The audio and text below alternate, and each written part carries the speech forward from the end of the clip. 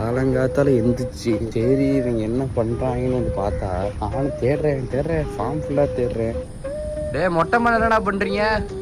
தென்னை மரத்தோட போட்டோ எடுக்காங்க. தென்னை மரத்து கூடயா? ஏன் நான் செவனான்னு இருக்கேன், என்ன வந்து மம்மளுக்குறான் அவன். இந்த இதுல வந்துட்டு 4 பேர் தங்கலாமா. இது சூப்பரா இருக்கு.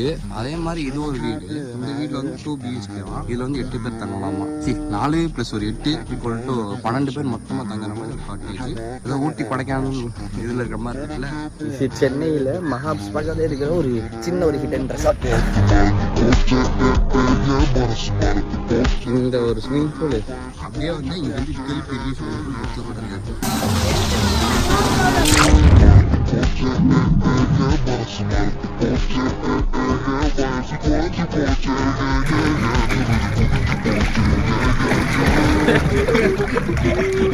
ஒரு வழியை பயங்கரமாக ஆட்டம் ஆடிட்டு இப்போதான் வந்துட்டு எல்லாரும் குளிச்சு கிளம்பிட்டு இருக்காங்க.